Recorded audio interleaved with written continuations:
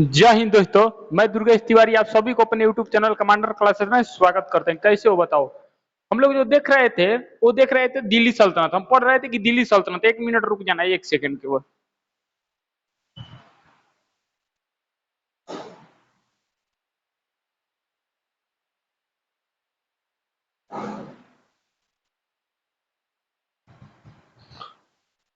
हाँ, हम लोग पढ़ रहे थे दिल्ली सल्तनत। हम लोग देख रहे थे दिल्ली सल्तनत में कुछ बातें हम देख लिए थे।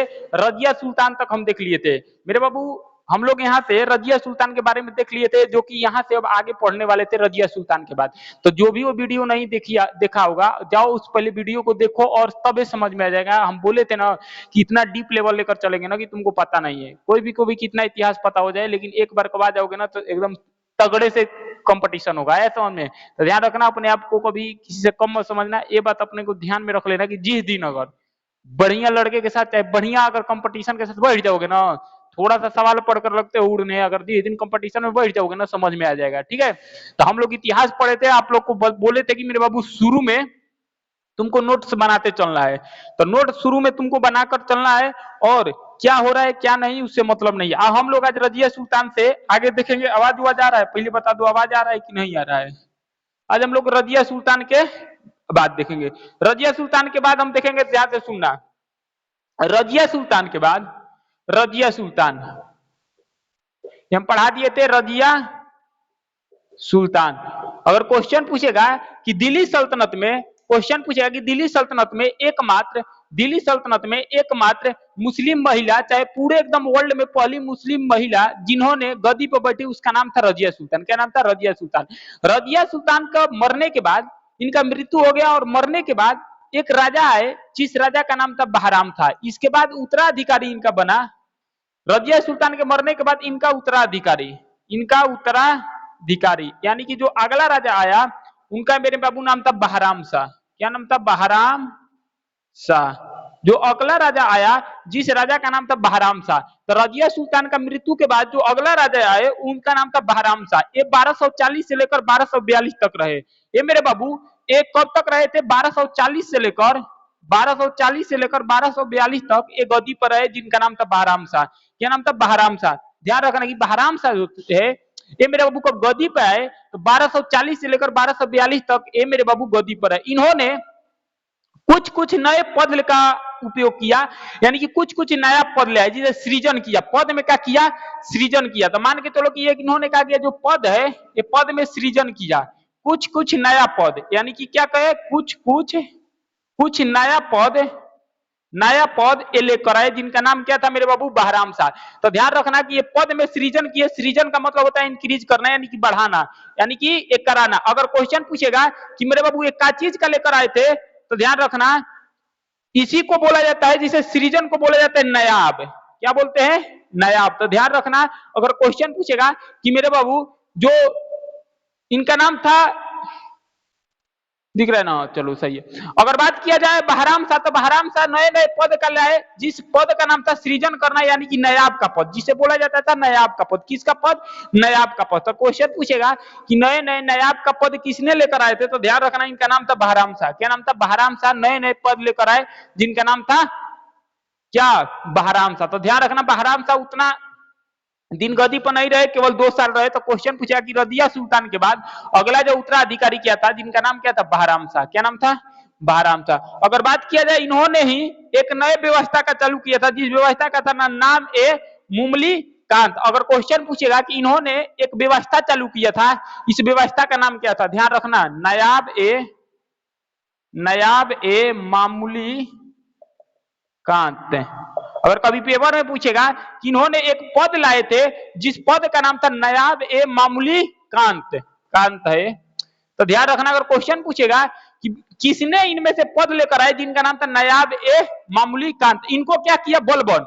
इनको बलबन ने मेरे बाबू बलबन के उतु में जाता था। इसके बाद ध्यान रखना, इसके बाद अगला राजा है, जिनका नाम था अलाउद्दीन मसूद शाह। अब ध्यान से सुना, अगला इसके बाद जो राजा है, इनके बाद जो अगला राजा है, जिनका नाम था अलाउद्दीन। बहराम शाह के बाद अगला राजा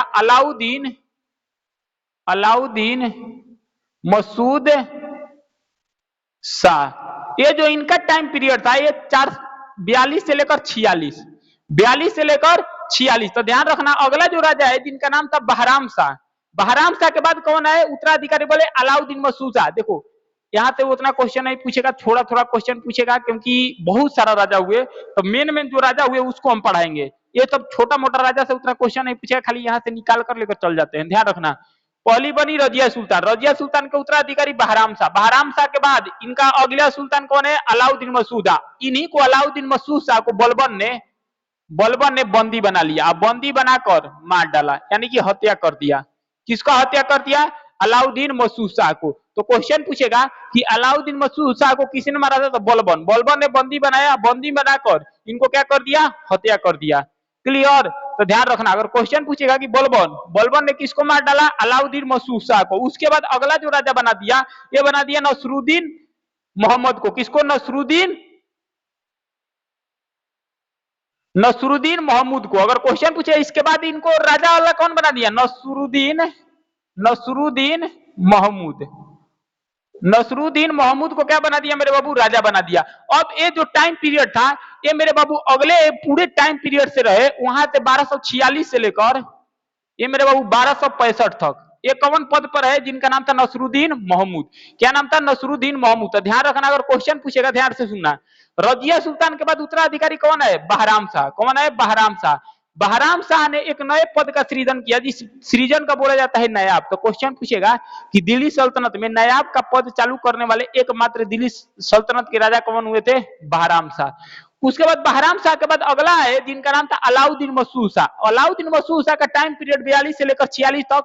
इनको मेरे बलबन ने बंदी बनाया, बंदी बनाकर हत्या कर दिया। और हत्या करने के बाद जो अगला राजा आए, जो अगला बलबन ने बैठाया, बलबन किसको बैठा दिया, नसरुद्दीन मोहम्मद को। नसरुद्दीन मोहम्मद को 1242 से लेकर 1265 जब नसरुद्दीन मोहम्मद पे बैठे थे गद्दी पे, तो बलबन इनमें नायब के पद पर था। बलबन जो था इनके दरबार में नायब के पत्र पर था, जिनका नाम था नसरुद्दीन मोहम्मद। अगर क्वेश्चन पूछेगा कि नसरुद्दीन मोहम्मद को, ये तुम्हारे पेपर में क्वेश्चन पूछा जाता है कि नसरुद्दीन मोहम्मद को टाइम पीरियड क्या था, तो 1242 से लेकर 1265। इसी के टाइम पीरियड में जो बलबन था, बलबन ये मेरा अबू इन पे नायब के पद पर था। किस पे, नसरुद्दीन मोहम्मद पर। तो ध्यान रखना। क्लियर हो गया, आगे चला जाए।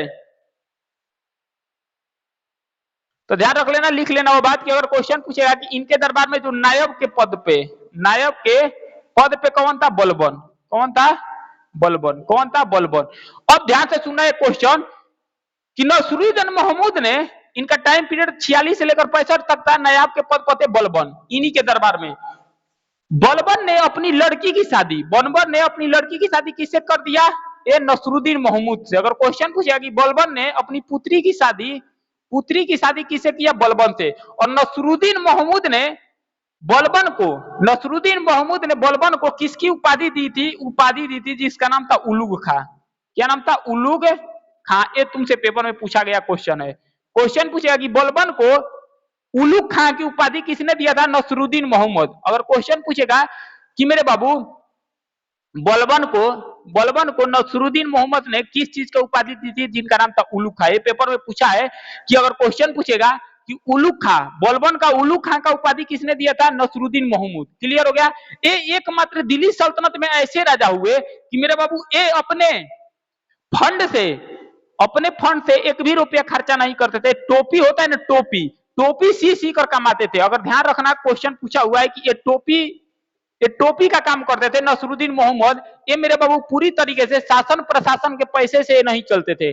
जो शासन प्रशासन का पैसा होता था उससे नहीं चलते थे। ध्यान रखना, ये क्या करते थे कि राजा तो थे लेकिन टोपी सीते थे। टोपी होता है ना, टोपी होता है, टोपी सीते थे और टोपी को ले जाकर बाजार में बिकते थे, बाजार में इनको बिकवाते थे और उसी से अपना जो खर्चा चलाते थे, जिनका नाम था नसरुद्दीन मोहम्मद। तो एक बार तुमसे पेपर में क्वेश्चन पूछा हुआ था एमटीएस के पेपर में कि दिल्ली सल्तनत में एकमात्र ऐसे राजा कौन हुए जिन्होंने टोपी को सी कर अपना जिंदगी गुजारा है, जिनका नाम था नसरुद्दीन मोहम्मद। क्या नाम था, नसरुद्दीन मोहम्मद। ध्यान रखना, टोपी सी कर अपना पैसा जीवन गुजारा करते थे, जिनका नाम था नसरुद्दीन मोहम्मद। आगे चले, लिख लो इसको जल्दी से। क्लियर हो गया।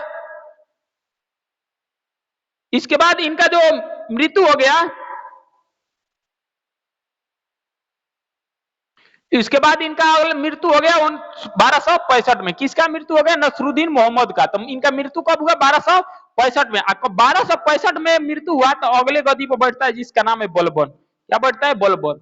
तो अब हम लोग देखेंगे बलबन के बारे में। तो अभी तक बोल रहा है कि अभी तक नहीं लिखे हो तो जल्दी से लिख लो, उसके बाद बलबन चलते हैं।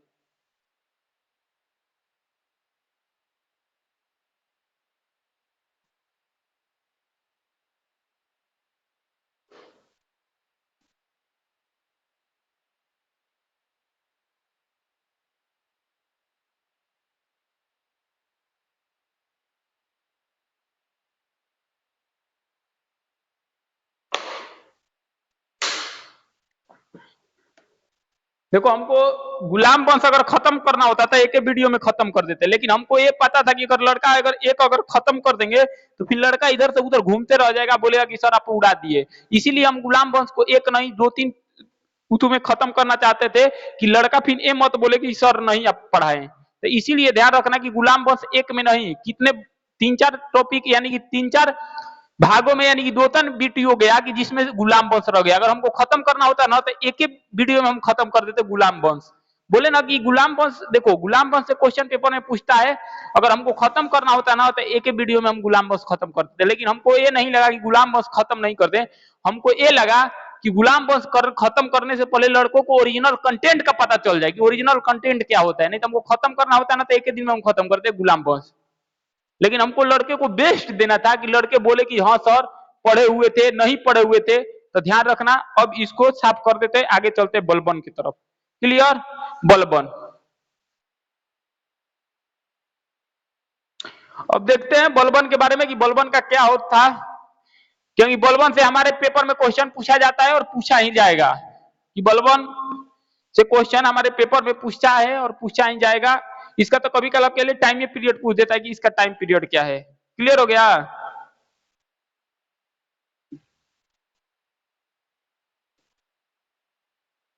बात किया जाए बलबन, एक मिनट रुक जाओ।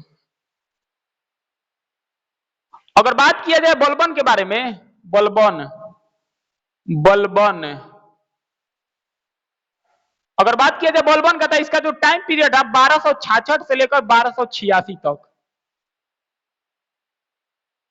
पहला तो क्वेश्चन तुमसे यही पूछेगा कि बलबन का जो टाइम पीरियड था ये क्या था। ये मेरे बाबू पहला क्वेश्चन तुमसे यही पेपर में पूछेगा कि बलबन का जो टाइम पीरियड है क्या है। ये हमारे लिए पेपर के लिए सबसे महत्वपूर्ण है मेरे बाबू। पेपर में पूछ चुका है कि बलबन का टाइम पीरियड क्या है। दिल्ली पुलिस का एग्जाम उठाकर देख लेना, एसएससी के कोनो भी एग्जाम, उसमें तक डायरेक्ट पेपर में यही पूछ देता है कि दिल्ली पुलिस का बलबन का टाइम पीरियड क्या था, जिसका नाम मेरे बाबू का था 1266 से लेकर 1286। इनका चीर फाड़ करते हैं। बलबन का वास्तविक नाम क्या था? अगर क्वेश्चन पूछेगा कि इसका ओरिजिनल नाम क्या था बलबन का, कभी पेपर में पूछेगा, तुम लोग भी पढ़े हो ना, बताओ तनिक हम देख ले कि इसका ओरिजिनल नाम क्या था। इसका ओरिजिनल नाम क्या था हम देख लेते हैं। तुम लोग पढ़े हो ना, बताओ आज कि ओरिजिनल नाम क्या था। एक मिनट वेट करते हैं तुम्हारा, देख लेते हैं कि कमेंट करो, देख लेते हैं कि तुम कितना पढ़े हो, कि इनका ओरिजिनल नाम क्या था, पता चल जाएगा। बताओ इसका ओरिजिनल नाम क्या था। बलबन का ओरिजिनल नाम जी सर क्या था? पढ़े हो ना बहुत बढ़िया से, बताओ। हमको पता है कि नहीं पढ़े हो, खाली बस मोबाइल चलाए हो, कमेंट किए हो, इधर उधर देखे हो, कुछ नहीं होगा, कुछ नहीं होगा उससे। ध्यान रखना, तुमको क्या लग रहा है कि इधर मोबाइल चलाने से, ऑनलाइन पढ़ने से, इधर पढ़ने से हो जाए, कुछ कंटेंट कहीं नहीं मिलेगा। लास्ट में लौट कर यहीं आना पड़ेगा। एक बात लिख लो अपने दिल से। फिर बोल रहे हैं कि कहीं नहीं पढ़ोगे, कहीं कंटेंट इतना बेहतर नहीं मिलेगा, लास्ट में यहीं पे आओगे।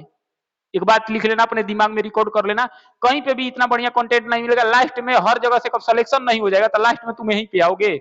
ध्यान रख लेना, ये बात अपने दिमाग में ध्यान रख लेना कि मेरे बाबू कहीं लौट कर नहीं, लौट कर लास्ट में यहीं पे आओगे। जब सिलेक्शन नहीं होगा ना तो हमारे पास ही आओगे, रोओगे कि सर सिलेक्शन नहीं हुआ।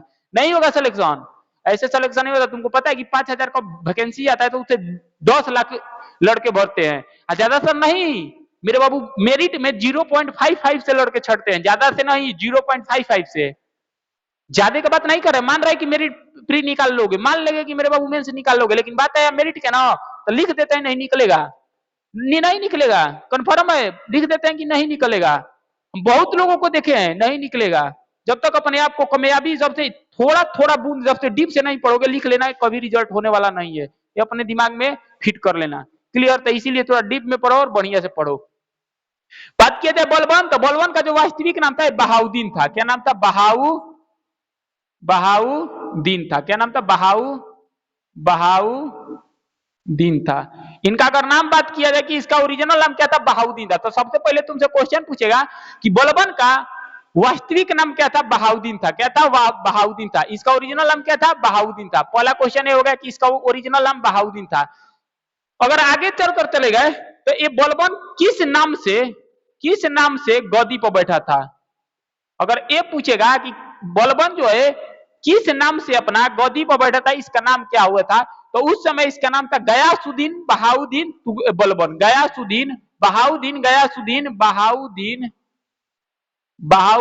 बहाउद्दीन गयासुद्दीन, गयासुद्दीन तुगलक, गयासुद्दीन बलबन।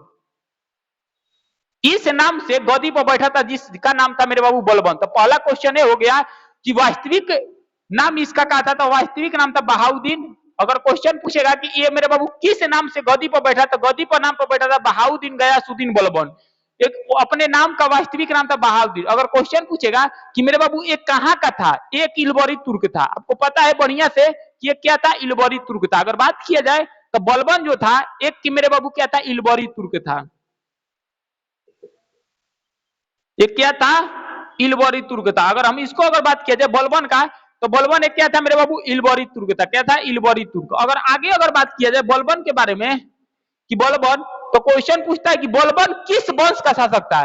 ये पेपर में पूछा हुआ कि बलबन तो है ये किस वंश का, तो बलबन अपने आप को ईरान का अफर सबिया वंश बताया है। अफर सबिया वंश बताया है जिसका नाम है बलबन। क्योंकि मेरे बाबू उस समय अफर सबिया वंश जो है वो ईरान में एक समय पे बहुत मान के चलो कि बड़ा चल रहा था, जिसका नाम था अपर सबिया वंश। तो ध्यान रखना, अगर क्वेश्चन पूछेगा कि बलबन का टाइम पीरियड 1266 से लेकर 1286, अगर क्वेश्चन पूछेगा कि इसका ओरिजिनल नाम किस नाम से गद्दी पर बैठा, बहाउद्दीन गयासुद्दीन बलबन। वास्तविक नाम क्या था? बहाउद्दीन। और एक क्या था? एक इलबरी तुर्क था। क्लियर हो गया? क्या था? एक इलबरी तुर्क था।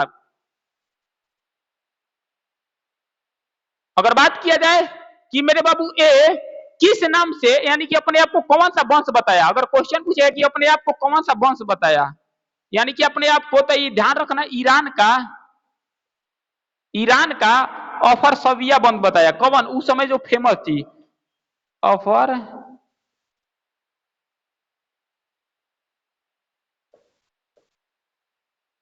वंश के बारे में कौन बताया था, जिसका नाम क्या था मेरे बाबू? ये था बलबन। और उस समय जो ये वंश था बहुत फेमस था। उस समय जो ये वंश था ये बहुत मेरे बाबू क्या था? ये फेमस वंश था। उस समय ये जो क्या था? ये फेमस वंश था, जिसका नाम क्या था मेरे बाबू? इनका नाम था बलबन। तो ध्यान रखना, अगर क्वेश्चन पूछेगा कि बलबन का वास्तविक नाम क्या था? बहाउद्दीन। अगर किस नाम से गद्दी पर बैठा? बहाउद्दीन गयासुद्दीन बलबन। पूछेगा कि ये क्या था? एक इलबरी तुर्क था। और किस वंश का, तो ध्यान रखना एक क्वेश्चन पेपर में पूछ चुका है मेरे बाबू। यहाँ से पेपर में पूछे जाने वाला 2 क्वेश्चन है। यहाँ से पेपर में 3 क्वेश्चन, और 3 क्वेश्चन पेपर में बैक टू बैक बलबन से पूछेगा कि बलबन का पहला नंबर टाइम पीरियड पूछेगा। तो टाइम पीरियड आपको बता दिए 1266 से लेकर 1286। इसका वास्तविक नाम पूछेगा। दूसरा का नाम अपने गद्दी पे कब बैठा, किस नाम से बैठा। और तीसरा का क्वेश्चन कि ये किस वंश का शासक था, तो अपर सिविया वंश का शासक था। ये ईरान का था। कहां का था? ईरान का। अगर आगे बात किया जाए, ध्यान से सुनना, एक याद करो इल्तुतमिश। हम ध्यान रखो कि एक इल्तुतमिश पढ़ा रहे थे तो सब बताए थे। थोड़ा इल्तुतमिश पे चलते हैं। इल्तुतमिश पे चलते हैं कि इल्तुतमिश ने कब पढ़ाए थे, तो याद करो कि इल्तुतमिश ने एक मेरे बाबू तुर्क ए चिहलगानी, तुर्क ए चिहलगानी, चिहलगानी आया चाहे इसे बोला जाता है चालीसा दल। याद करो ये बताए थे। याद पड़ रहा है कुछ? अगर बात किया जाए मेरे बाबू इल्तुतमिश का, तो इल्तुतमिश के खिलाफ जो दिल्ली के आसपास के लोग थे ये आवाज उठा रहे थे, तो अपने 40 लोगों को मिलाकर इल्तुतमिश ने एक दल का निर्माण किया था, जिस दल का नाम था चालीसा दल, चाहे हम इसे बोलते थे तुर्क ए चिहलगानी।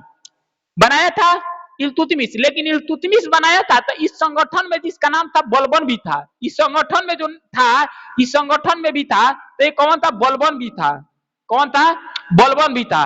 कब आगे आया, कब राजा गद्दी पर बैठा बलबन, तो बलबन ने सोचा कि अगर इस दल को अगर खत्म नहीं करेंगे तो लोग क्या कहेंगे कि ये चालीसा दल का हिस्सा था। इल्तुतमिश ने कब चालीसा दल निर्माण कराया तो लोग क्या सोचते, अगर नहीं खत्म कराया तो लोग क्या सोचते कि ये चालीसा दल का क्या था मेरे बाबू, एक सदस्य है। इसी तरीके से ये बलबन ने क्या किया, ये पूरी तरीके से चालीसा दल को क्या कर दिया, समाप्त कर दिया। तो क्वेश्चन पूछेगा कि चालीसा दल को समाप्त किसने किया, चालीसा दल, चालीसा दल बोलो चाहे तुर्क के चिहलगानी का समाप्त किसने किया, एक किया था जिसका नाम था बलबन। किसने किया, बलबन। तो ध्यान रखना है, यहां से क्वेश्चन पूछेगा कि चालीसा दल का निर्माण किसने किया, जिसका नाम था मेरे बाबू इल्तुतमिश, लेकिन समाप्त किसने किया, बलबन। बलबन ने एक नीति अपनाई, जिस नीति का नाम था लौ और रक्त की नीति, लौ एवं रक्त की नीति, रक्त की नीति। तो ध्यान रखना, अगर क्वेश्चन पूछेगा, ये भी क्वेश्चन पूछा हुआ है पेपर में कि लौ एवं रक्त की नीति, यानी कि लौ एवं रक्त की नीति किसने अपनाई, जिसका नाम था बलबन।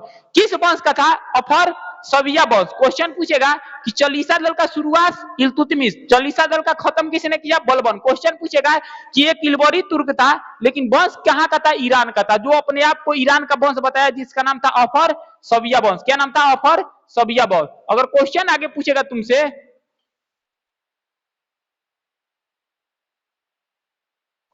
अगर बात किया जाए अफरसबिया वंश से, अगर क्वेश्चन पूछेगा तुमसे कि ये किस वंश का बताया, अफरसबिया वंश। अगर क्वेश्चन पूछेगा कि ये मेरे बाबू एक फेमस राजा था, कहां का आए अपने आप को, क्वेश्चन पूछेगा कि लौ एवं रक्त की नीति, लौ एवं रक्त की नीति किसने अपनाया, जिसका नाम था बलबन। क्या नाम था, बलबन। क्वेश्चन पूछेगा चालीसा दल, चालीसा दल का खत्म किसने चालू किया था, कौन, जिसका नाम था इल्तुतमिश। खत्म किसने किया था, इसका नाम था,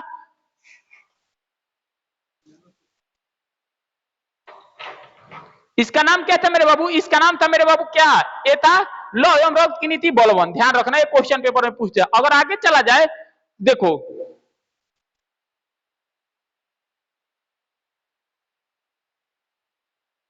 देखो बलबन का एक बहुत फेमस डायलॉग है, बलबन का एक बहुत बड़ा फेमस डायलॉग है, वो पेपर में पूछा जाता है कि बलबन ने लौ एवं रक्त की नीति अपनाई। तो इसका मतलब क्या होता है, सर को धड़ से अलग कर देना, यानी कि सर जो है, सर दिख रहे है ना, इसको तलवार से अलग कर देना, इसका नाम है क्या, लौ एवं रक्त की नीति। लेकिन इसका एक बहुत फेमस कथन है, यानी कि इसका एक बहुत बड़ा बढ़िया कथन है, जो कि तुम्हारे परीक्षा में पूछा जाता है। एक बलबन बोलता था कि जब हम निम्न लोगों को, यानी कि निम्न जाति के लोग को देखते हैं, तो मेरा क्रोध जो है अत्यधिक क्या होता है, उत्पन्न हो जाता है, और मेरा ना चाहते हुए भी जो मेरा हाथ है खुद के तलवार पे चल जाता है। ये कौन बोले थे, जिनका नाम है बलबन। ध्यान रखना, बोला था कि जब हम निम्न लोगों को देखते हैं, यानी कि छोटे लोग को देखते हैं, तो मेरा जो क्रोध है अंदर से उत्पन्न हो जाता है, और ना चाहते हुए भी जो मेरा हाथ है तलवार पर चल जाता है, और क्या कर देता है, गर्दन काट देता है। कौन बोला था, बलबन। ये लिख लेना, क्वेश्चन पेपर में पूछता है कि किसका कथन है, कि जब हम निम्न लोगों को, लिख लो, अब लिखेंगे नहीं, लिख लो, जब हम निम्न लोगों को, जब हम निम्न लोगों को देखते हैं, जब हम निम्न लोगों को देखते हैं, तो हमारा हाथ खुद का खुद तलवार पर चल जाता है। कहां पे, तलवार पे चल जाता है। क्लियर हो गया। अब देखो, इन्होंने ही बात किया जाए बलबन के बारे में, तो बलबन ने क्या चालू किया था, समझना। ये क्वेश्चन पूछा हुआ है, ध्यान रखना। अगर क्वेश्चन पूछेगा कि बलबन ने दो चीजें चालू किया था। पहला नाम था सिजदा और पाबोस। सिजदा क्या होता है, पबोस क्या होता है, समझना। दिख रहा है कि नहीं दिख रहा है, पहले बताओ, दिख रहा है कि नहीं दिख रहा है। चलो, सिजदा और पबोस क्या होता है, समझना है। सिजदा का मतलब होता है मेरे बाबू, सिजदा सिजदा का मतलब होता है अपना जो दंडवत है, यानी कि पैर के नीचे गिर जाना, जिसे सिजदा। सिजदा का मतलब ये होता है कि जिसे नमस्कार करते हो, किसी को भी नमस्कार करोगे तो नमस्कार कैसे करते हो, बताओ, नमस्कार कैसे करते हो मेरे बाबू, नमस्कार कैसे करते हो। किसी को पैर लगोगे तो पैर ऐसे लगोगे, आजकल तो डिजाइन चल रहा है ऐसे, लेकिन पहले का मतलब क्या था, सिजदा का मतलब दंडवत प्रणाम। जिसे सूर्य भगवान को लोग ऐसे नहीं दंडवत हो जाते एकदम, मतलब क्या हो जाएगा, इसको बोला जाता है दंडवत प्रणाम, दंडवत प्रणाम। देखो, इसका मतलब यह है कि तुम्हारे पैर के आगे, तुम्हारे पैर के आगे हम पूरा अपने शरीर को क्या कर दिए, लेटा दिए, यानी कि जो हमारा माथा है तुम्हारे पैर के, यानी कि एकदम ऐसे क्या हो जाएंगे, गिर जाएंगे। इसका मतलब होता है सीधा। अब पैबोस का मतलब होता है किस करना, चुमना। क्या करना, चुमना। किसका चुमना, किस करना लिख लो, किस करना, किसका, पैर का। तो ये दोनों जो शामिल चालू किया था वो बलबन ने किया था। क्वेश्चन पेपर में पूछा हुआ है, पेपर में क्वेश्चन पूछता है कि सिजिदा और पैबोस, सिजिदा और पैबोस मेरे बाबू ये जो चालू किया था कौन किया था, बलबन। सिजदा का मतलब होता है कि दंडनाम, यानी कि प्रणाम करना, एकदम डायरेक्ट पैर पे गिर जाना। जो ये सर देख रहे हो ना, पैर पर डायरेक्ट ले जाकर झुका देना, यानी कि दंडवत प्रणाम। अब पैबोस का मतलब क्या होता है, चूमना। कब ऐसे करोगे तो उसको किस करना है, किसको, पैबोस को, उनके पैर को। ये कौन कराया था, ये बलबन। जैसे किस करते हो ना, किसी भी चीज को किस करते हो तो उस समय उस पे पैर का किस करना था, बलबन का था। ये चालू किया था बलबन। उसके बाद इन्होंने ईरानी त्योहार जिसका नाम है नवरोज, अगर क्वेश्चन पूछेगा कि नवरोज ईरानी त्योहार, ईरानी फेस्टिवल, त्योहार, नवरोज, नवरोज का चालुआत किसने किया था, यही किया था बलबन। नवरोज, नवरोज। क्वेश्चन पूछेगा कि मेरे बाबू ईरानी त्योहार नवरोज का शुरुआत किसने किया था, बलबन ने। किसने किया था, बलबन ने। ध्यान रखना, ये पेपर में पूछा हुआ क्वेश्चन है कि ईरानी त्योहार जो है बलबन, नवरोज, ये किसने चालू किया था, बलबन ने। तो बलबन ने इतना चीज बारे में बताया। किसी को डाउट है तो बताओ, शेयर करो, शेयर करो जल्दी से।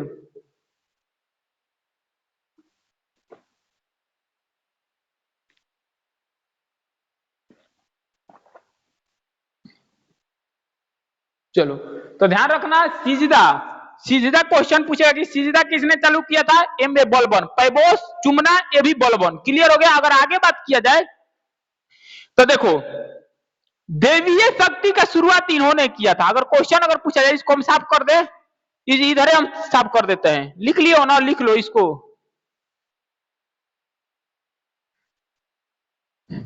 और क्वेश्चन पूछे बलबन, बलबन के बारे में हम लोग जानते हैं मेरे बाबू। यहां से बैक टू बैक क्वेश्चन तुमसे पेपर में पूछेगा और पूछता ही रहेगा, इसमें कोई दूर राय नहीं है। अगर बात किया जाए आगे,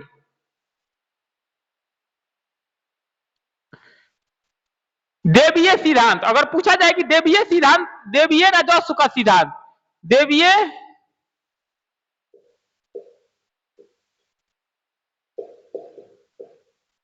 राजस्व का सिद्धांत, देवीय राजस्व का सिद्धांत किसने चालू किया था, यह भी बलबन ने चालू किया था। क्या किया था, बलबन ने। कौन चालू किया था, बलबन ने। इसमें होता क्या था समझना, इसको दो भागों में बांटा गया था, इसको दो भागों में बांटा गया था, जिसका नाम था देवीय राजस्व का सिद्धांत। अपने आप को भगवान से जोड़ लेना, यानी कि इसका मतलब ये होता है कि जैसे अपने आप को भगवान से, जैसे पैगंबर हजरत मोहम्मद शाह, याद करो कि ईश्वर का दूत बोलते थे। अशोक की अगर बात किया जाए तो अशोक का बात अपने आप को देव प्रिय बोलता था, तब बोलते थे ना। इसका मतलब ये होता है कि अपने आप को भगवान से जोड़ लेना, अपने आप को, अपने आप को भगवान से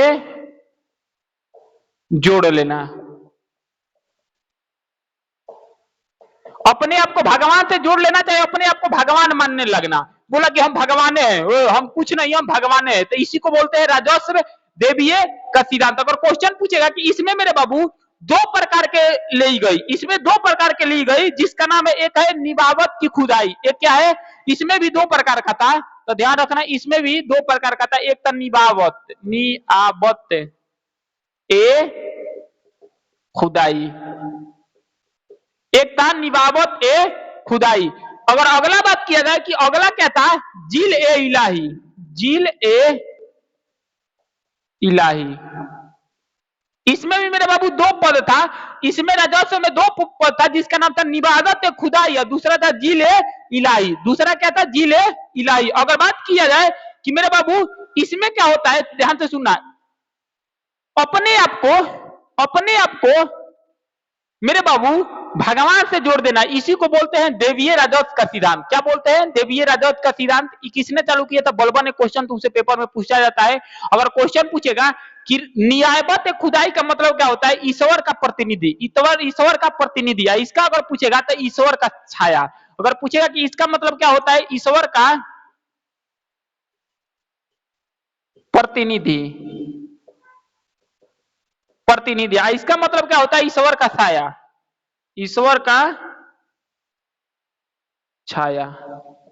तो ध्यान रखना, एक क्वेश्चन पेपर में तुमसे पूछ चुका है और पूछ सकता है आगे वाले पेपर में कि मेरे बाबू देवीय राजस्व का सिद्धांत, बहुत टॉप लेवल क्वेश्चन है मेरे बाबू, लिख लेना कि देवीय राजस्व का सिद्धांत किसने दिया? तो देवीय राजस्व का सिद्धांत बलबन दिया, और इसमें दो प्रकार का हुआ। एक का नाम था मेरे बाबू देवीय नियायत ए खुदाई, निबायत ए खुदाई, और जिल ए इलाही। जिल ए इलाही का मतलब होता है कि ईश्वर का छाया, और ये मेरे बाबू निबायत ए खुदाई का मतलब होता है ईश्वर का प्रतिनिधि, ईश्वर का प्रतिनिधि। ध्यान रखना है, क्वेश्चन पूछ सकता है। आगे चलते हैं।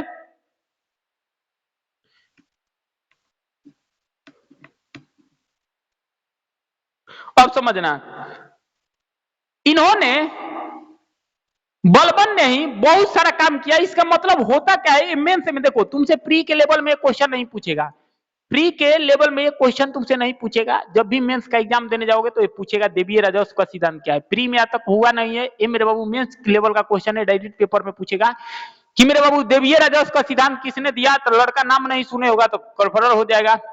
राजस्व का सिद्धांत बलबन नहीं दिया। उसके बाद सैन्य विभाग, दीवाने ए औरज, दीवाने ए औरज यानी कि सैन्य विभाग का निर्माण कौन कराया था? यही करवाया था, जिसका नाम क्या था? बलबन। दीवाने ए औरज सैन्य विभाग था। सैन्य विभाग का मतलब होता है सेना का विभाग। तो सैन्य विभाग किसने चालू किया था? बलबन। तो लिख लेना दीवाने ए औरज, दीवाने ए औरज लिख लेना, दीवाने ए औरज, दीवान ए औरज। दीवाने ए औरज कैसा था? सैन्य विभाग था। क्या था? सैन्य विभाग था। और इसको चालू किसने किया था? ये भी बलबन ने किया था। तो ध्यान रखना, अगर क्वेश्चन पूछेगा कि दीवाने ए औरज ये किसने चालू किया था? ये बलबन ने किया था। यानी कि एक सेना का क्या था? ये पद था, इन्होंने ही चालू किया था। अगर बात किया जाए, इसके दरबार में बहुत कवि रहते थे, जिनका नाम मेरे बाबू फारसी के अमीर खुसरो और अमीर हसन। अगर बात किया जाए, इसके दरबार में फारसी के बहुत मशहूर कवि रहते थे, जिनका नाम क्या था इनके दरबार में? एक थे अमीर खुसरो, अमीर खुसरो, और एक थे अमीर हसन, अमीर हसन। इनके दरबार में क्या रहते थे? फारसी के कवि थे, एक आते फारसी के प्रसिद्ध कवि थे, जिनका नाम था अमीर खुसरो और अमीर हसन। किसके दरबार में? बलबन का। तो आया समझ में या नहीं आया समझ में? बताओ। तो ध्यान रखना है, अमीर अगर क्वेश्चन पूछेगा कि देवीय राजस्व का सिद्धांत किसने दिया? बलबन। दीवाने ए औरज ये सैन्य विभाग का स्थापना किसने किया? बलबन। इनके दरबार में दो गो प्रसिद्ध कवि रहते थे फारसी के, उनका नाम था अमीर खुसरो और अमीर हसन। क्वेश्चन पूछेगा कि दीवाने इलाही का मतलब क्या होता है? दीवाने इलाही का मतलब होता है ईश्वर का छाया। अगर क्वेश्चन पूछेगा नियायत खुदाई का मतलब ईश्वर का प्रतिनिधि, ईश्वर का प्रतिनिधि। आगे चलते हैं। अब अभी भी डाउट है तो बताओ किसी को। आगे चल दिया जाए। अब देखो, इसमें चलेंगे अब बलबन। बलबन के बारे में समझना कि बलबन सही था। बलबन का उसके बाद मृत्यु हो गया। अब बलबन के मृत्यु होने के बाद बलबन ने अपना उत्तराधिकारी चुन कर गया था कि अपने बेटे मोहम्मद को बनाएगा, अपने बेटे मोहम्मद को बनाएगा। ये बलबन ने खुद अपने आप को बोल कर गया था कि हमारा जो उत्तराधिकारी है ये किसको बनेगा? मोहम्मद को। किसको? मोहम्मद को। लेकिन जिंदा रहते ही मोहम्मद का हत्या हो गया था, यानी कि मर गया था। तो इसको पहले लिख लो, उसके बाद आगे चलते हैं, साफ करते हैं।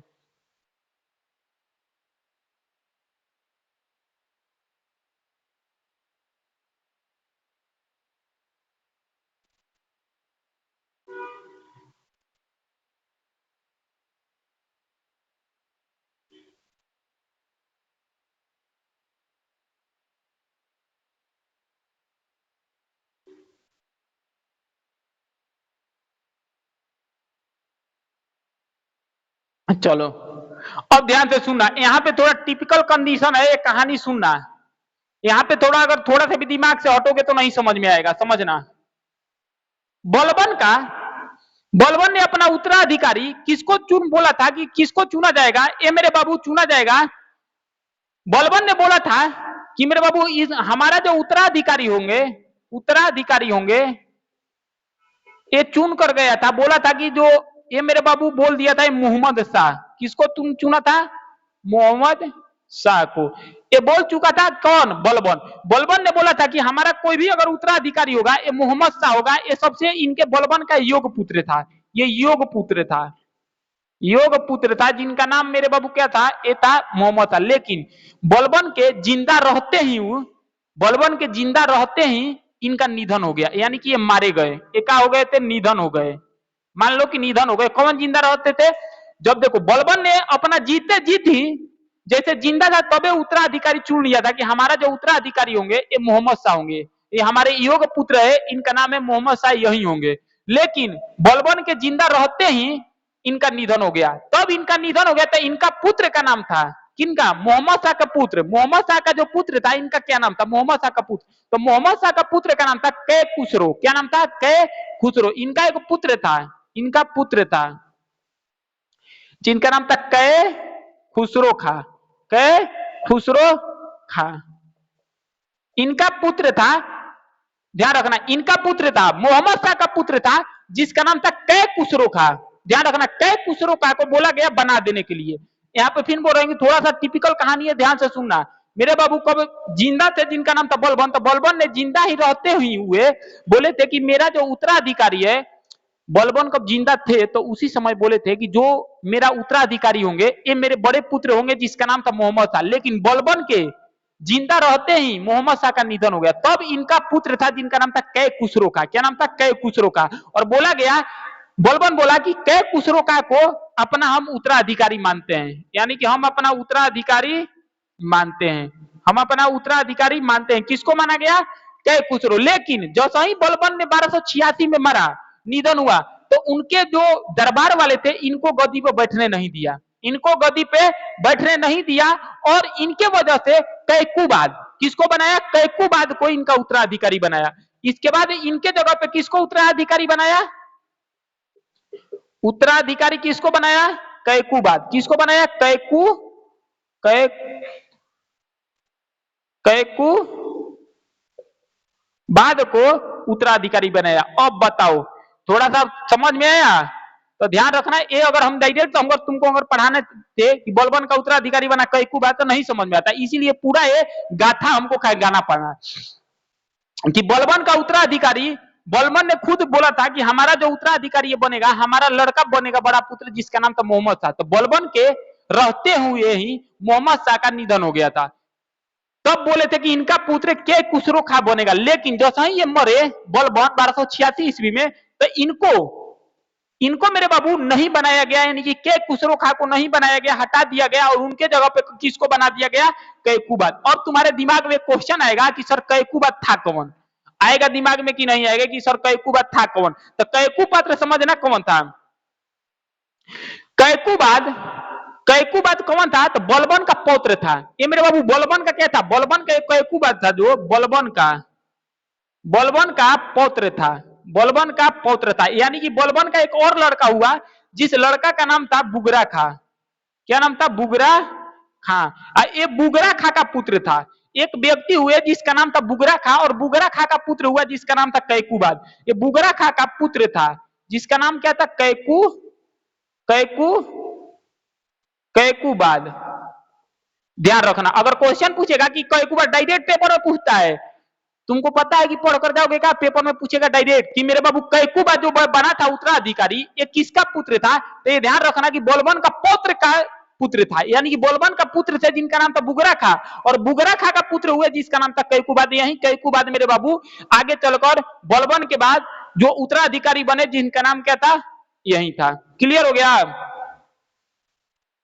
अगर बात किया जाए कैकुबाद ज्यादा दिन गद्दी पर नहीं रहे, कैकुबाद ज्यादा गद्दी पर नहीं रहे। ये मेरे बाबू 3-4 साल रहे कैकुबाद ज्यादा गद्दी पर नहीं रहे। 1290 में बात है, जून 1290 की। जून 1290 में एक व्यक्ति है जिसका नाम था फिरोज खिलजी। एक व्यक्ति है जिसका नाम था फिरोज खिलजी ने इनको मरवा दिया, कैकुबाद को हत्या करवा दिया, जिसका नाम है क्या? फिरोज खिलजी। जून 1290 में इसको यमुना नदी में फेंकवा दिया।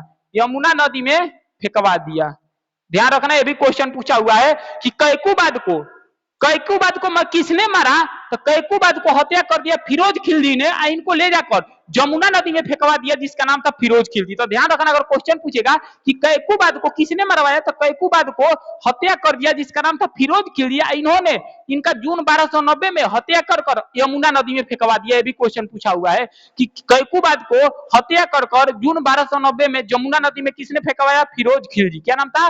फिरोज खिलजी। इन्होंने जमुना नदी में इनको फेंकवा दिया, पूरे बढ़िया से इनका काम खत्म हो गया। इसके बाद जैसे ही इनको जमुना नदी में फेंकवा दिया, तो उसके बाद कैकू बाद का पुत्र था मेरे बाबू शमसुद्दीन। अब समझना, इनका एगो पुत्र था, किनका? कैकुबाद का पुत्र था। कैकुबाद, कैकुबाद का पुत्र था जिसका नाम था शमसुद्दीन कैमूर। इसके बाद अगला गद्दी पे बैठे इनका पुत्र था शमसुद्दीन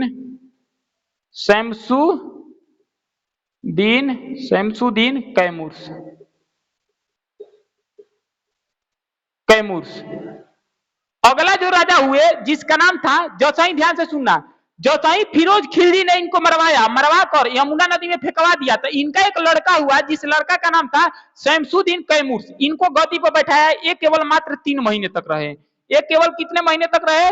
3 माह तक पूरे गद्दी पे बैठे। पूरे गद्दी पे ये 3 माह तक बैठे, जिनका नाम था कैकुबाद के पुत्र थे जिनका नाम था शमसुद्दीन कैमूर। 3 महीने तक गद्दी पे बैठे। 3 गद्दी को बैठकर फिरोज शाह खिलजी ने इनको अलाउद्दीन फिरोज शाह खिलजी, अलाउद्दीन फिरोज शाह खिलजी, फिरोज शाह खिलजी ने इनका हत्या कर दिया। इनका क्या कर दिया? और हत्या कर दिया। और हत्या करने के बाद इस वंश को समाप्त कर दिया और नए वंश का स्थापना किया जिसका नाम है खिलजी वंश। जिसका नाम है खिलजी वंश। एक पूरा था गुलाम वंश। अब बताओ जिसको नहीं समझ में आया मेरे को बताओ कि सर नहीं समझ में आया। जिसको नहीं समझ में आया बताओ कि सर मेरे को थोड़ा सा भी समझ में नहीं आया। थोड़ा देखिए हम किसको किसको नहीं समझ में आया, बताओ। अब बताओ किस बंदे को समझ में नहीं आया कि सर मेरे को समझ में नहीं आया। तुमको पूरा चीजें बता दिए कि बलबन का उत्तराधिकारी था मोहम्मद शाह। लेकिन मोहम्मद शाह जीते जीते क्या हो गया? मर गया। और के खुसरो खाया? कौन है? के खुसरो का। उसके बाद कैकुबाद के पुत्र हुए जिसका नाम था शमसुद्दीन कैमूर। शमसुद्दीन कैमूर केवल 3 माह गद्दी पर थे। क्यों? कितने माह? केवल 3 माह। 3 माह के बाद इनको हत्या कर दिया जिसका नाम था अलाउद्दीन फिरोज शाह खिलजी। और इनको हत्या करने के बाद फिर एक नया वंश का स्थापना किया जिस नया वंश का नाम है मेरे बाबू, क्या नाम था? खिलजी वंश। क्या नाम था? खिलजी वंश। अब यहां से चालू होगा खिलजी वंश। बताओ अगले क्लास में खिलजी वंश कर देंगे या अभी ने चालू कर दे? बताओ अगले क्लास में खिलजी वंश या अभी? अगले वंश पढ़ाइए दे अभी है ना। चलो अभी ये चालू कर देते हैं खिलजी वंश। क्लियर हो गया? क्या हो गया? जो देखोगे खिलजी वंश अभी ने चालू कर देते हैं।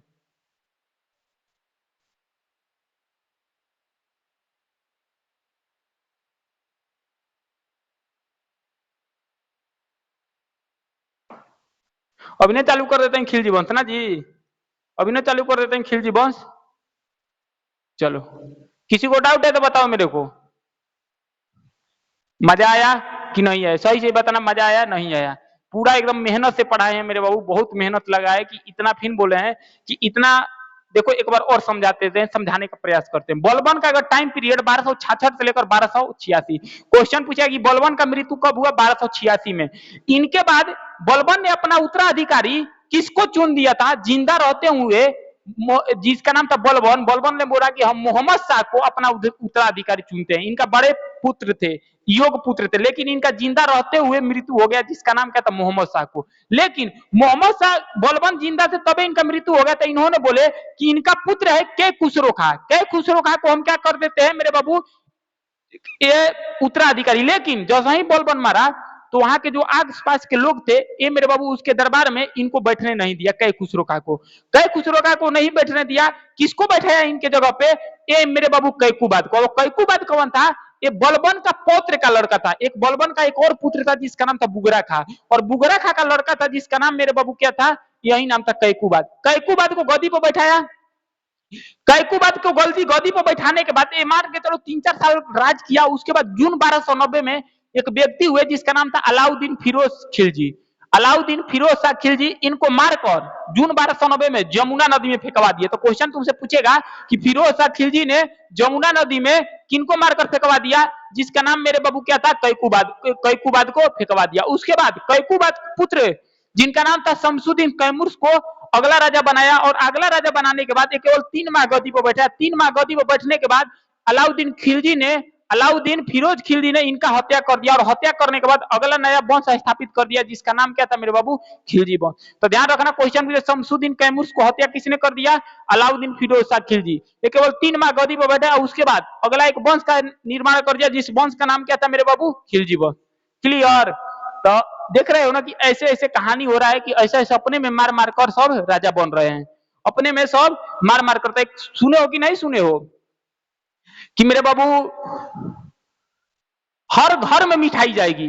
एक मतलब कि एक बहुत फेमस डायलॉग है ये, हर मान के चलो कि ये एक एस्पिरेंट का सुनना जरूरी है, जो तैयारी करता है, जो भी कंपटीशन लेवल का तैयारी करता है, उसको सुनने के लिए बहुत जरूरी है कि हर घर में मिठाई भेजी जाएगी जिस जहां से आवाज आई थी कि तेरे से नहीं हो सकता है, और उस घर में डबल मिठाई जाएगी जो सबसे अधिक बोले थे कि तू कुछ नहीं कर सकता है। तो बस मेरे बाबू सिलेक्शन लो, और सिलेक्शन लेने के बाद उस हर घर में 2 किलो की जगह पे 5 किलो मीठा भेजना, और उसको समझ में आना चाहिए कि मेरे बाबू शोर नहीं जोर आएगा। ध्यान रखना कि कभी किसी का हाल नहीं, कभी भी किस्मत भी पलट सकता है। तो ध्यान रखना हर उस घर में मिठाई जाएगी जो बोला था कि तुझसे नहीं हो पाएगा, और उस घर में डबल मिठाई जाएगी।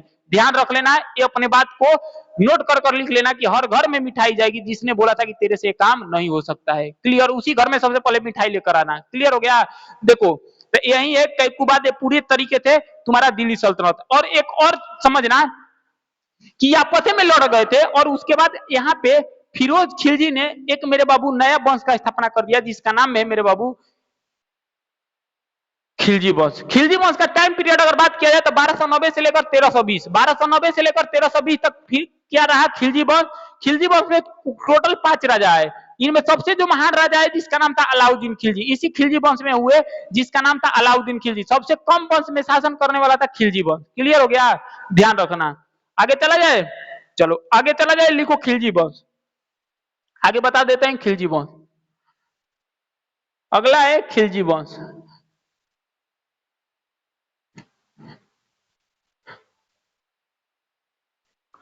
अगला है खिलजी वंश।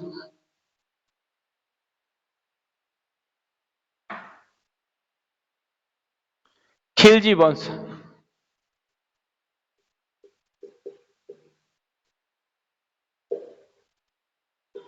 अगर बात किया जाए खिलजी वंश के बारे में, तो खिलजी वंश का तो सबसे पहले पूछेगा कि स्थापना कब हुआ? तो 1290 में। अब 1290 से लेकर 1320 तक था। तो पहला पूछेगा कि इसका स्थापना कब हुआ।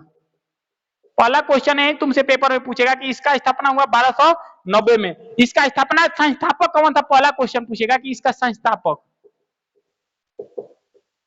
इसका जो संस्थापक हुए, जिस संस्थापक का नाम था अलाउद्दीन फिरोज शाह खिलजी। अलाउद्दीन फिरोज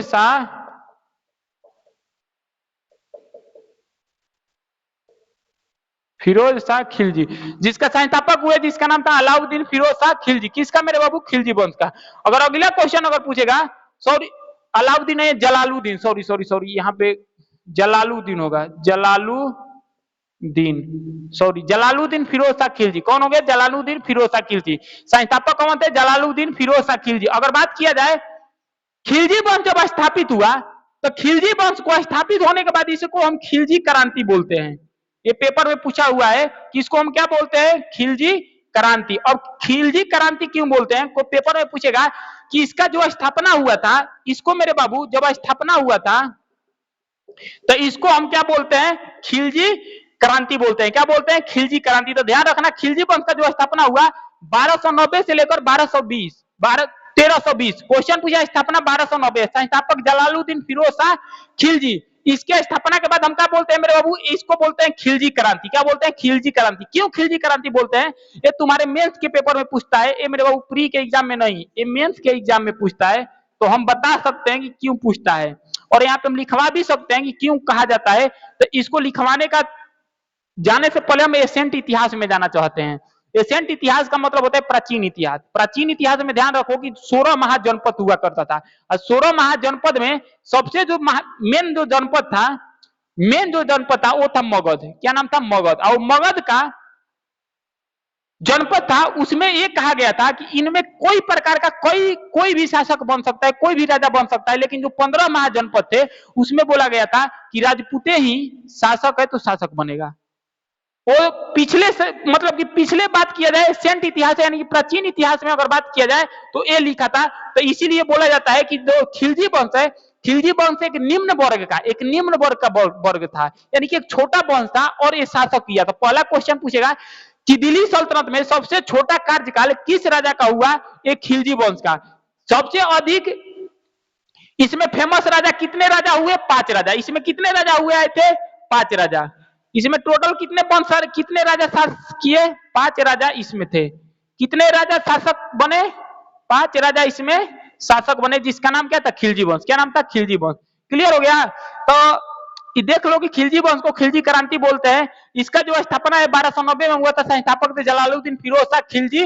इसे हम खिलजी क्रांति बोलते हैं। ये हम कल बता देंगे खिलजी क्रांति, क्योंकि वो पूरा तुमको एसेंट में लेकर जाना पड़ेगा। क्लियर? तो फिर बोल रहे हैं कि पढ़ लो, फिर बोल रहे हैं कि पढ़ लो, नहीं तो सिलेक्शन नहीं होगा। पढ़ लो कहीं से, लेकिन सिलेक्शन होगा यहीं से। सुने हो ना कि पढ़ लो कहीं से, लेकिन लास्ट में तुमको यहीं आना पड़ेगा। और एक सही बात है कि मेरे बाबू, लड़कों का हमेशा दिल नहीं देखा जाता है। लड़कों का हमेशा दिल नहीं देखा जाता है। लड़कों का हमेशा मेरे बाबू कमाई देखी जाती है। ध्यान रख लेना, ये सच है लेकिन कड़वा है। सच है लेकिन कड़वा है। लड़कों को कभी भी दिल नहीं देखा जाता है मेरे बाबू। ये हमेशा क्या देखी जाती है? तरक्की चाहे कमाई देखी जाती है। अगर तुम्हारे पास धन दौलत पैसा नौकरी सरकारी नौकरी है तो कोई भी तुमको आने के लिए और लड़की देने के लिए, यानी कि लड़की जो है, लड़की आने के लिए उस अपने बाप को लड़की देने तैयार हो जाएंगे, शादी करने के लिए तैयार हो जाएंगे। ये मत समझना कि लड़की ये नहीं मिलेगी। अगर तुम्हारे पास सब चीज है, बढ़िया हो, जॉब कर रहे हो, तुम्हारे पास सरकारी जॉब हो, तो कोई भी बाप तुमको लड़की देने के लिए अपने तैयार हो जाएगी। अगर मान के चलो कि नहीं अगर होगा तो बाप तो लड़की देंगे नहीं करेंगे, तुम लोग रोड पर ई रिक्शा चलाओगे। ऐसे समझ, तो ध्यान रखना, पढ़ लो। और तुमको लग रहा है कंपटीशन बहुत ज्यादा टॉप है। कंपटीशन जिसको लग रहा है ना कि मेरे को लग रहा है कि 2 चीज आ गया तो हम बहुत उड़ने लगे ऊपर, कुछ नहीं उड़े हो। ज्यादा उड़ रहे लगोगे ना तो समझ जाना घमंड जिसका है ना चूर चूर हो जाएगा। ध्यान रखना। तो ध्यान रखना, अपने आप को एक सही डायरेक्शन पर ले जाओ और पढ़ो लिखो। ये सब फालतू वालतू को बात मत करो। एक बात और बता दे, जो दिन भर फोन चलाते हैं, इधर उधर करते हैं ना, ये कर लेंगे वो कर लेंगे, कुछ नहीं होगा उनका। लॉबी लिख देते हैं, कुछ नहीं होने वाला है, कुछ नहीं। उनका सिलेक्शन तो छोड़ो ना, सिलेक्शन मेरे बाबू पूरा 7 जन्म में नहीं होगा। लिख लो मेरे से, कभी नहीं होगा। जो इधर उधर घूमते हैं ना उसका सिलेक्शन कभी होगा ही नहीं है। तुमको लग रहा है कंपटीशन टाइट है ना, बहुत कंपटीशन टाइट है। 5,000 वैकेंसी आते हैं तो 10 लाख लड़के फॉर्म भरते हैं। हमको पता है प्री निकालोगे मेंस, लेकिन जब मेरिट का बात आएगा ना तो मेरिट में लड़का कितना से सटता है? इतना से। कितना सटता है? 20 से 30 हजार लड़का बाहर हो जाता है इतना से। पतझड़ की तरह आया, बाहर उठा कर लेकर चल गया इतना। समझ में तुमको नहीं आएगा कि क्या हो रहा है। इसीलिए बोलते हैं कि पढ़ाई कर लो, कंपटीशन बहुत ज्यादा है। जब से डीप में नहीं पढ़ोगे सिलेक्शन भूल जाना। लड़का जो हमेशा एक जो 20 से 30 हजार छटते हैं, यही पॉइंट मार्कर से चलते हैं। तो इसीलिए पढ़ो और दबा कर पढ़ो, किसी के भरोसे मत रहो मेरे बाबू। फिर बोल रहे हैं कि अपने आप को पढ़ लो। लास्ट बार हो कि हर घर में मिठाई जाएगी। जिसने बोला था कि तेरे से ये नहीं हो सकता है, सुनो ना कि हर घर में मिठाई जाएगी, कि जिसने बोला था कि तेरे से काम नहीं हो पाएगा। क्लियर? तो आगे हम इसको लेकर चलेंगे अगले क्लास में, खिलजी वंश का अगले क्लास में लेकर चलेंगे। खिलजी वंश क्या था, खिलजी वंश का स्थापना कैसे हुआ था। तब तक के लिए अपना ध्यान रखना और वीडियो को लाइक और शेयर सब्सक्राइब करता। मिलते हैं अगले वीडियो में। तब तक के लिए अपना ध्यान रखना। जय हिंद और जय भारत।